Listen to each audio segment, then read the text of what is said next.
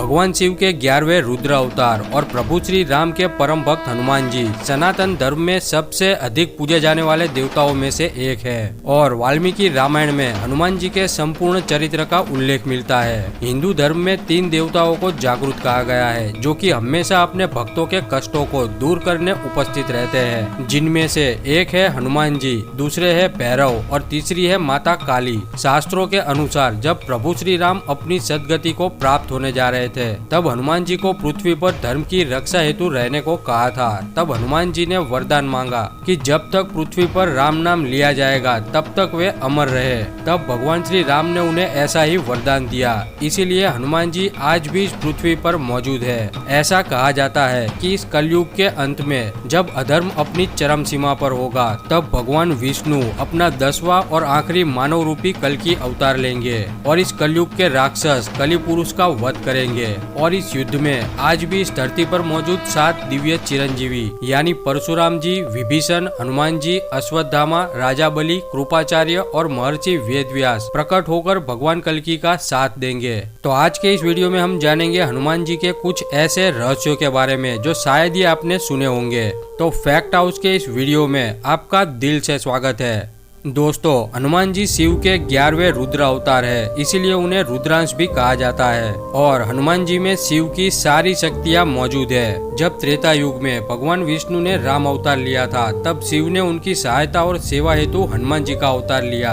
हनुमान जी की माता का नाम अंजनी और पिता का नाम केसरी है, इसीलिए वे केसरी नंदन और अंजनी नाम से भी पुकारे जाते हैं। लेकिन आपको शायद ये नहीं पता होगा कि हनुमान जी के 5 सगे भाई भी थे। ब्रह्मांड पुराण के अनुसार सभी भाइयों में हनुमान जी सबसे बड़े थे और उनके बाद मतिमान, श्रुतिमान, केतुमान, गतिमान और ध्रुतिमान आते हैं। हनुमान जी के सभी भाई विवाहित थे और उनकी संतानें भी थी। हनुमान जी को प्रमुख देवता माना जाता है क्योंकि वे रियल सुपरमैन है। वे भक्तों की सहायता तुरंत ही करते हैं। वे इतने शक्तिशाली होने के बाद भी ईश्वर के प्रति समर्पित है और वे आज भी सशरीर इस पृथ्वी पर मौजूद है। इस ब्रह्मांड में ईश्वर के बाद यदि कोई शक्ति है तो वे हनुमान जी है। उनके सामने किसी भी प्रकार की मायावी शक्ति ठहर नहीं सकती। हनुमान जी और भीम के आध्यात्मिक पिता पवन देव है, इस नाते भीम भी हनुमान जी के छोटे भाई ही थे और हनुमान जी ने ही महाभारत के दौरान भीम को शिक्षा दी थी। दोस्तों, हनुमान जी ही इस कलयुग में सबसे जागरूक और साक्षात है। इस कलयुग में हनुमान जी की भक्ति ही लोगों को दुख और संकट से बचाने में सक्षम है। सिर्फ रामायण ही नहीं बल्कि महाभारत और अन्य पुराणों में भी हनुमान जी की भक्ति का वर्णन किया गया है, जिसमें उनकी श्री राम के प्रति अटूट भक्ति,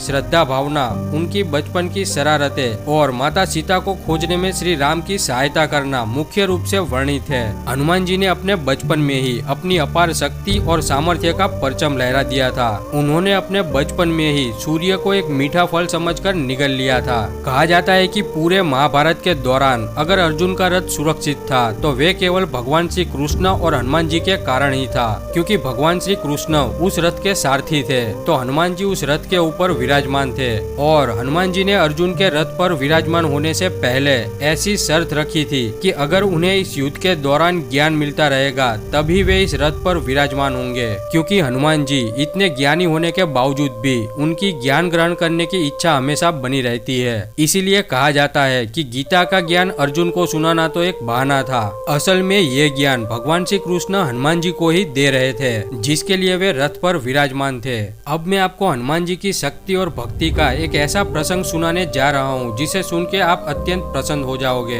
एक बार भगवान श्री कृष्ण ने अपनी पत्नी सत्यभामा अपने सुदर्शन चक्र और गरुड़ का अभिमान तोड़ने हनुमान जी की ही सहायता ली थी, क्योंकि सत्यभामा को अपनी सुंदरता पर, गरुड़ को अपनी गति पर और सुदर्शन को अपनी शक्ति पर अभिमान हो गया था। तब भगवान श्री कृष्ण ने सत्यभामा से कहा कि तुम श्रृंगार करके तैयार हो जाओ। गरुड़ से कहा कि तुम हनुमान जी को जाके कहो कि प्रभु श्री राम तुम्हें द्वारिका नगरी में बुला रहे हैं। और सुदर्शन से कहा कि तुम प्रवेश द्वार पर पहरा दो और मैं ना बुलाऊं तब तक किसी को प्रवेश मत करने देना। तब गरुड़ जी हनुमान जी को लेने पहुँचे और कहा कि आपको प्रभु श्री राम ने द्वारिका नगरी बुलाया है। तब गरुड़ को लगा कि हनुमान जी बुजुर्ग हो गए हैं, तो ऐसा सोचकर उन्होंने हनुमान जी से कहा कि आप मेरी पीठ पर बैठ जाओ, मैं शीघ्र ही तुम्हें द्वारिका पहुँचा दूंगा। तब हनुमान जी बोले कि तुम जाओ, मैं आता हूँ। और गरुड़ जी वापिस द्वारिका की ओर निकल पड़े। लेकिन जब गरुड़ द्वारिका नगरी पहुँचे तब उनके होश उड़ गए, क्योंकि हनुमान जी प्रवेश द्वार पर खड़े थे। ये देखकर ही गरुड़ जी की गति का घमंड टूट गया।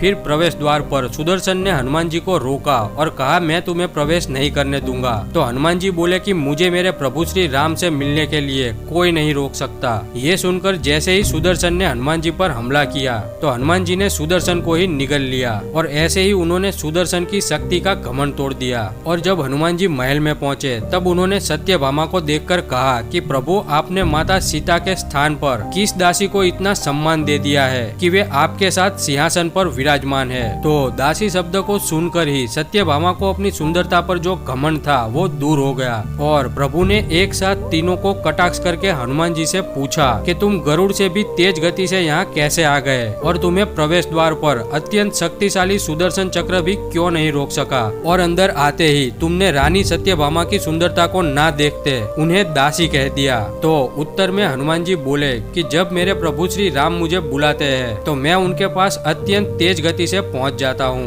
तब संसार की कोई भी गतिमान शक्ति मेरे से आगे नहीं निकल पाती और संसार की कोई भी शक्ति मुझे प्रभु श्री राम से मिलने के लिए नहीं रोक पाती। और आखिर में कहा कि मुझे मेरे प्रभु श्री राम के साथ माता सीता के अलावा संसार की सारी सुंदरता फीकी नजर आती है। और ऐसे ही भगवान श्री कृष्ण ने हनुमान जी की सहायता से एक ही तीर में तीनों के घमंड को चकनाचूर कर दिया था। दोस्तों, हनुमान जी ने अपनी शक्ति, भक्ति और बुद्धिमत्ता से अनगिनत अद्भुत पराक्रम किए हैं, जिससे संसार के सभी देवी देवता हमेशा उनसे प्रसन्न रहते हैं। इसीलिए कहा जाता है कि हनुमान जी की भक्ति और पूजा पाठ करने से व्यक्ति को सभी देवी देवताओं के आशीर्वाद प्राप्त हो जाते हैं और खास करके प्रभु श्री राम, माता सीता, महादेव और माँ आदि शक्ति के आशीर्वाद हमेशा हनुमान जी के भक्तों को कष्टों से मुक्ति देते हैं। इसीलिए हनुमान जी को कष्ट भंजन देव भी कहा जाता है। एक बार लंकापति रावण को भी हराने वाले वानर राज बलि ने अपने घमंड में आकर वीर हनुमान को युद्ध के लिए चुनौती दे डाली, क्योंकि बलि को अपनी शक्ति पर काफी घमंड था।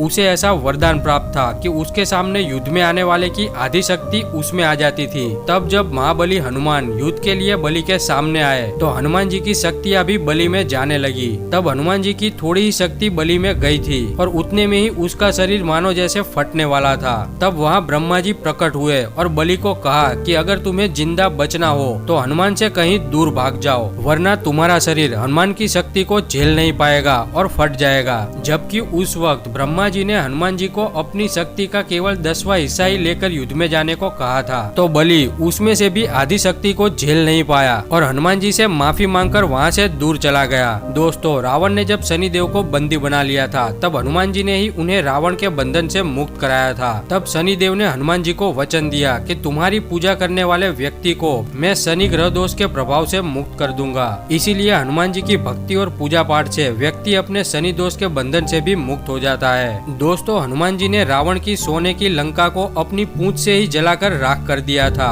और रावण का अति धनवान और समृद्ध होने का घमंड एक ही झटके में तोड़ दिया था।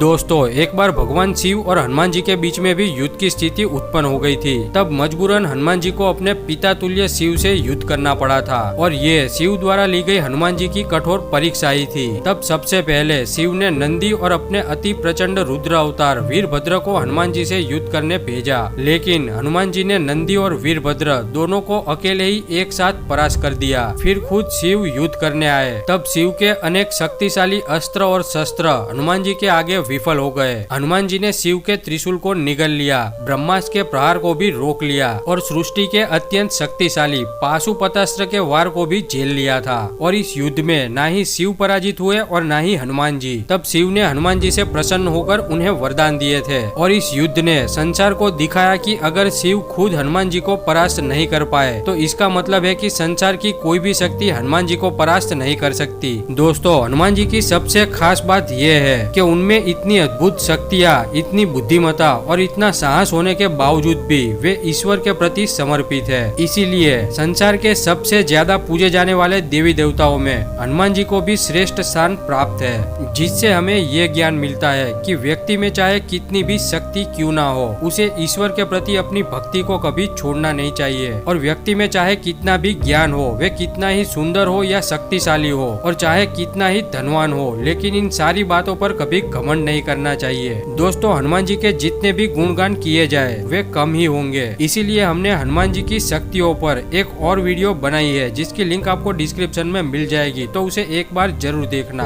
और आशा करता हूँ कि आपको सनातन धर्म का ये ज्ञान जरूर पसंद आया होगा। तो वीडियो को लाइक करें, ज्यादा से ज्यादा शेयर करें और चैनल को सब्सक्राइब करके बेल आइकॉन जरूर दबाएं। तो मिलते हैं अगली वीडियो में। जय बजरंगबली, हर हर महादेव, जय श्री राम।